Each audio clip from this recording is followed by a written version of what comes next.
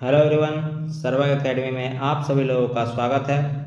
आज की क्लास में हम बिहार एसएससी ग्रेजुएट लेवल के सचिवालय सहायक प्रारंभिक परीक्षा की भाग 3 को देखेंगे। 18 दिसंबर 2011 का पेपर, जिसका भाग 3 हम देखेंगे। अभी तक हमने 2 भाग देखा, जिसमें कि हमने 24 क्वेश्चंस को देखे हैं। जो अगर आपने उस वीडियो को न देखा हो तो डिस्क्रिप्शन में उसका लिंक दिया हुआ है तथा प्लेलिस्ट में भी अवेलेबल है। आप वहाँ जाकर इनके वीडियोस देख सकते हैं और देख सकते हैं कि बिहार एसएससी के द्वारा प्रीवियस ईयर में कैसे क्वेश्चन पूछे जाते हैं, जिससे कि आपको होने वाले एग्ज़ाम में पैटर्न पता चल जाएगा और आप तैयारी अच्छे से कर सकते हैं। तो चलते हैं क्वेश्चन की तरफ। आज का हमारा पहला क्वेश्चन है क्वेश्चन नंबर 25। हमने बताया कि अभी तक हमने 2 वीडियो देख चुके हैं, जिसमें 1 से 12 और 13 से 24 तक क्वेश्चन सॉल्व किए जा चुके हैं। बढ़ते हैं अगले क्वेश्चन की तरफ। निम्नलिखित में से कौन सा देश आसियान का सदस्य नहीं है? The right answer is option 3 Bangladesh. Bangladesh ASEAN का सदस्य नहीं है। अब आसियान के सदस्य कौन कौन है? तब फिर जब वो सदस्य नहीं है तो आसियान के मेंबर टोटल 10 देश हैं और आसियान की स्थापना 8 अगस्त 1967 यानी कि 8 अगस्त 1967 को हुआ था तथा इसका हेडक्वार्टर जकार्ता इंडोनेशिया के कैपिटल में स्थित है।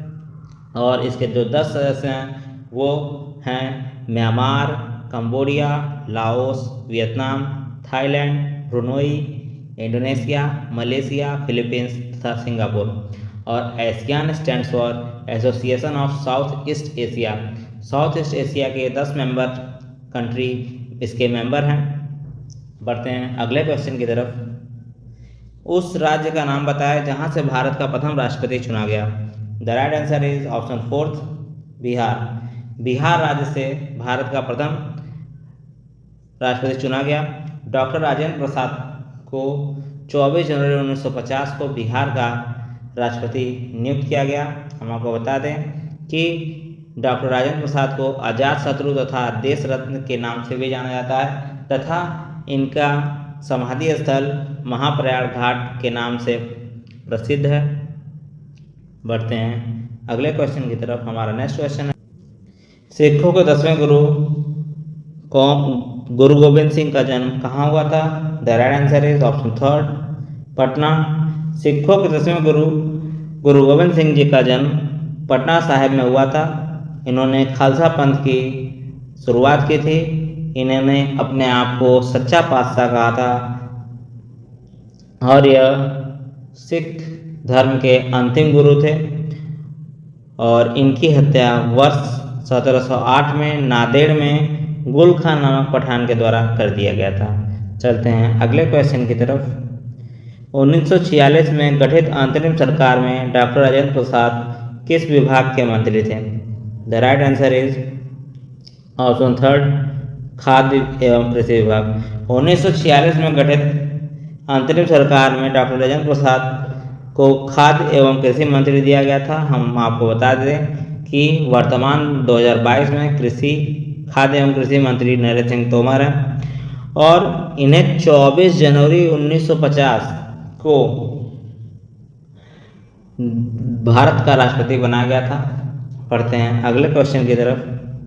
वैश्विक तापमान के बढ़ने की समस्या से निपटने के लिए अपने लोगों पर कार्बन कर लगाए जाने का प्रस्ताव करने वाला विश्व का पहला देश कौन सा है? The right answer is option 4 New Zealand. New Zealand ने अपने लोगों पर कार्बन कर लगाने का प्रस्ताव दिया है, जिससे कि अगर आप अगर आप कार्बन ज़्यादा उत्सर्जन कर रहे हैं तो आपके ऊपर ज़्यादा कर लगेगा। अब न्यूजीलैंड ने किया तो न्यूजीलैंड के बारे में जानते हैं। न्यूजीलैंड की कैपिटल वेलिंगटन है और वहाँ के पीएम जेसिंदा आर्डन है और वहाँ की करेंसी न्यूजीलैंड डॉलर है। चलते हैं नेक्स्ट क्वेश्चन की तरफ। निम्नलिखित में से किस क्षेत्र में वर्ष 2005 में इंदिरा गांधी परमाणु अनुसंधान केंद्र ने उल्लेखनीय उन्नति की? The right answer is option 1 fast breeder test reactor के यूरेनियम प्लूटोनियम मिश्रित कार्बाइड ईंधन का पुनर्साधनीकरण में इंदिरा गांधी परमाणु अनुसंधान ने वर्ष 2005 में उल्लेखनीय अनुमति की थी। चलते हैं नेक्स्ट क्वेश्चन की तरफ। इच्छा मृत्यु को कानूनी मान्यता देने वाला विश्व का पहला देश कौन बन गया है? The right answer is option third, Netherlands. Netherlands इच्छा मृत्यु को कानूनी मान्यता देने वाला विश्व का पहला देश है। हम आपको बता दें कि हमारे देश में इच्छा मृत्यु यानी कि आत्महत्या करना भी एक जुर्म है। यह आईपीसी की धारा 309 के तहत इसे अपराध घोषित, दंडनीय अपराध घोषित किया गया है। चलते हैं अगले क्वेश्चन की तरफ। हमारा अगला क्वेश्चन है, निम्नलिखित में से कौन सा आयोग सर्वप्रथम भारत के संविधान की किसी धारा के अंतर्गत किसी निश्चित प्रावधान के अनुपालन में स्थापित किया गया? The right answer is option third, चुनाव आयोग को भारत का पहला संविधान के अंतर्गत स्थापित किया गया था और यह एक स्वायत्त तथा स्वतंत्र संस्था है।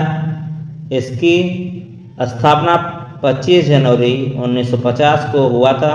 हम आपको बता दें कि वर्ष 2011 से 25 जनवरी को राष्ट्रीय मतदाता दिवस के रूप में मनाया जाता है और इसका संविधान में उल्लेख है।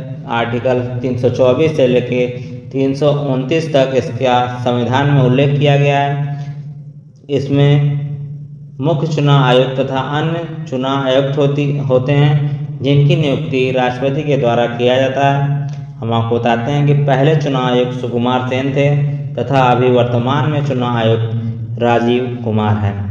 चलते हैं अगले क्वेश्चन की तरफ। विश्व आर्थिक फोरम की वार्षिक बैठक का स्थल दावोस कहाँ पर स्थित है? The right answer is option third, Switzerland में विश्व आर्थिक फोरम की वार्षिक बैठक का स्थल दावोस स्थित है।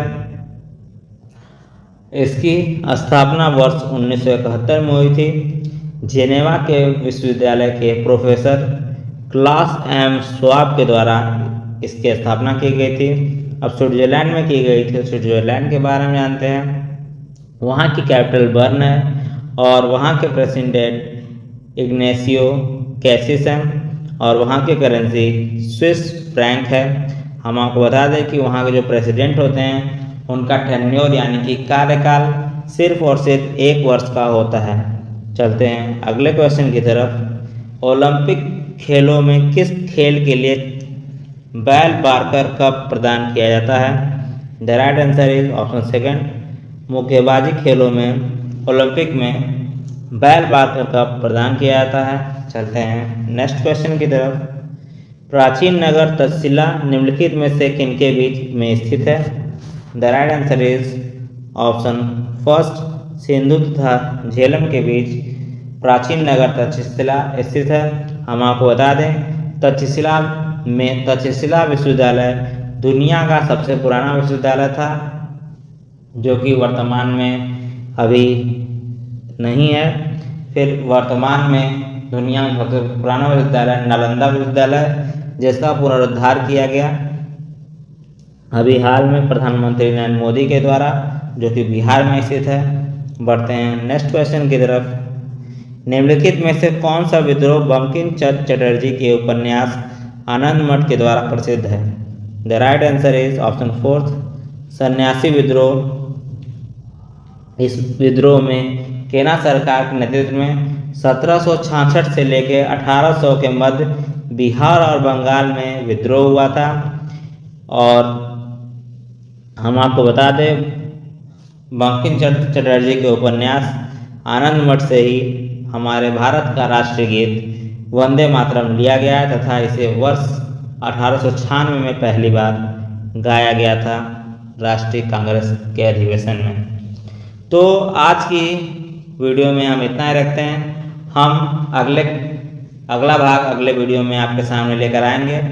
आपके लिए बिहार एसएससी ग्रेजुएट लेवल का एग्ज़ाम आया है जो कि एक बहुत ही बड़ी अपॉर्चुनिटी है। अगर आप तैयारी कर रहे हैं तो बहुत मेहनत से लग जाएगी और इसके एग्ज़ाम लगभग सितंबर के लास्ट या अक्टूबर के फर्स्ट वीक में होने की संभावना है। इसलिए आप लोग तैयारी में लगे रहिए और प्रीवियस ईयर के क्वेश्चंस को ज़रूर से ज़रूर देख के जाएं। इससे आपका कॉन्सेप्ट क्लियर होगा कि उसमें किस ऐसे कैसे क्वेश्चन पूछे जाते हैं। तो आज की क्लास में हम इतना रखते हैं। अगर आपको वीडियो अच्छी लगी हो तो इसे लाइक और शेयर करना ना भूलें। Thank you very much.